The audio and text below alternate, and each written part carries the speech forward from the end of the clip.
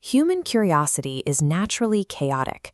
We notice random patterns and ask questions, but academic research requires a different mechanism: precise, objective discipline. By definition, research is the pursuit of truth through study, observation, comparison, and experiment. It is the systematic method of finding a concrete solution to a specific problem. At the university level, this process cannot be ad hoc. Approaching a topic requires strict adherence to procedural guidelines, moving from learning basic methodologies to formulating precise questions and developing an industry-grade project plan. To achieve this, the entire scientific method must be broken down into a specific operational pipeline. We map this pipeline as an 11-step research process. This architecture guides the entire life cycle of an inquiry. Paradoxically, while presented as a numbered sequence, these 11 steps are deeply interrelated activities. They continuously overlap, inform, and adjust one another as the project develops. Mastering this specific sequence is the only way a researcher can minimize internal bias, ensure the empirical validity of their data, and ultimately contribute something accurate to the existing stock of human knowledge. Step 1 is formulating the research problem. A researcher must distinguish between identifying a broad area of interest and distilling that interest into a highly specific, unambiguous operational question. Defining the problem correctly from the outset is vital because it dictates all future boundaries. It is the only way to discriminate relevant data from irrelevant noise downstream. With the problem defined, step 2 is an extensive literature survey. Before generating new work, you must rigorously audit the existing knowledge surrounding your problem. This review targets two specific types of literature: conceptual literature, which covers established theories, and empirical literature, which consists of previous studies similar to the one you are proposing. Step 3 is developing the working hypothesis. A hypothesis is a tentative assumption made to draw out and test logical consequences. It serves a practical function, delimiting the exact area of research, sharpening thinking, and keeping the investigation on a focused track. Formulating this requires discussing with experts, examining records to identify trends, and conducting personal field investigations. These first 3 steps establish an irreversible theoretical foundation. If the problem is poorly defined, or the hypothesis is left vague, it guarantees a flawed final report, regardless of the effort spent later. Step 4 is preparing the research design.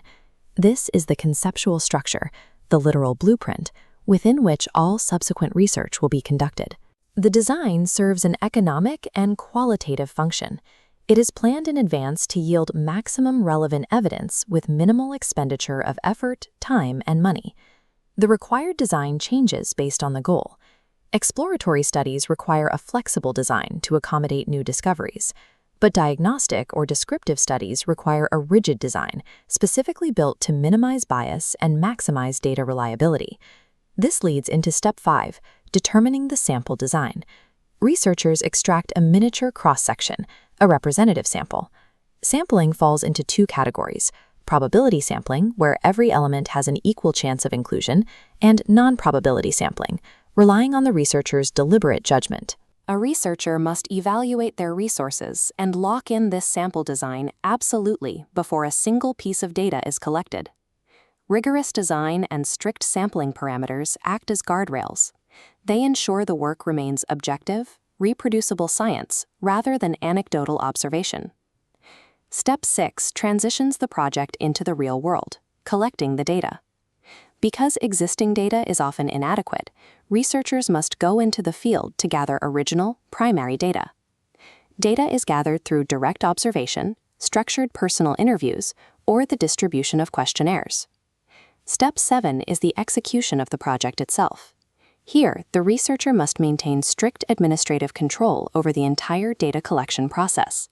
Systematic execution ensures that the incoming information is reliable, interviewers are operating correctly, and the project remains safely within its constraints of time and cost. Step 8 is the analysis of data.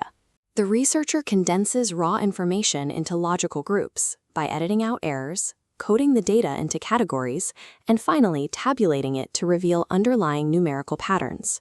Without strict application of analytical coding and tabulation, the most accurate field data in the world remains completely meaningless noise. Step 9 is hypothesis testing, where analyzed data confronts the initial working hypothesis.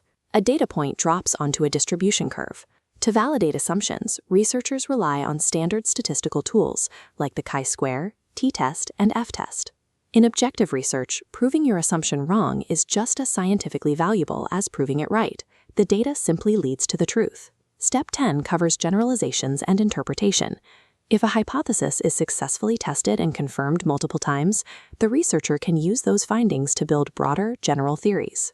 Conversely, if the research was purely exploratory and lacked an initial hypothesis, this step is where the researcher interprets their analyzed data to explain the observed phenomena. Step 11 is the preparation of the report. This final operational phase is the formal presentation of the entire methodology and the resulting evidence. The write-up must follow a strict anatomy: preliminary pages outlining the context, the main text detailing the precise methodology and findings, and the end matter containing all necessary appendices and bibliography. The conclusions drawn in this final document carry weight for one reason: they are supported entirely by the unbroken, rigorous chain of the preceding 10 steps. Looking at the complete framework, the macro view is clear, but remember the paradox of overlap. Findings during Step 8's data analysis might force a loop backward to revise Step 3's hypothesis. Similarly, Step 2's literature survey can trigger a reformulation of Step 1's problem. It is a highly iterative sequence. The significance of a study lies in its methodological quality, not in the sheer quantity of data collected or pages written. Adherence to this strict sequence separation from objective, defensible scientific inquiry. True research is an architecture of inquiry. It is a precise, overlapping system designed to reliably extract objective truth from a complex world.